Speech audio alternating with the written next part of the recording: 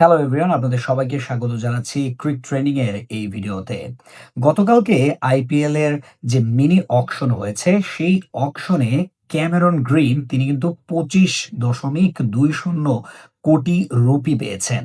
অর্থাৎ তাকে 25.20 কোটি রুপিতে কিনে নিয়েছে কলকাতা নাইট রাইডার্স এবং আইপিএল এর ইতিহাসে ওভারসিজ প্লেয়ারদের মধ্যে এটাই সর্বোচ্চ।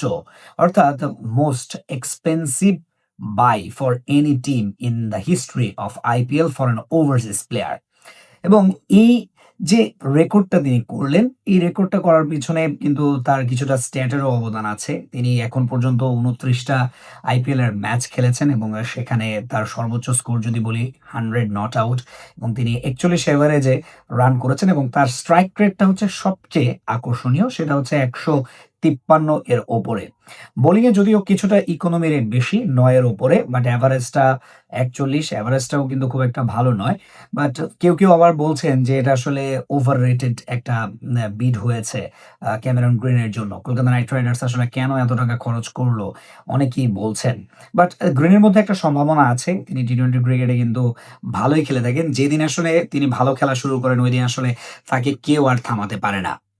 এবং আইপিএল এর ইতিহাসে এটা আরেকটা রেকর্ড।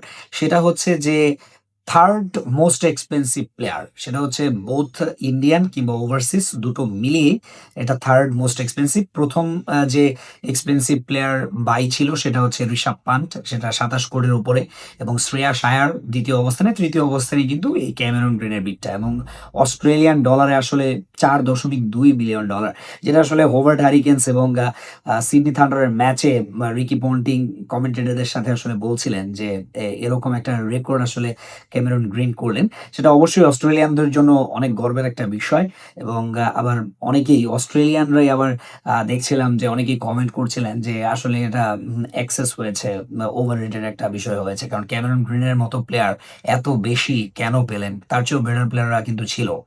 সো সেই জায়গায় আসলে অনেকেই দ্বিমত পোষণ করছেন। বাট ওভারঅল অস্ট্রেলিয়ান ক্রিকেটের জন্য ডেফিনিটলি ভালো এবং একটা রেকর্ডও হলো।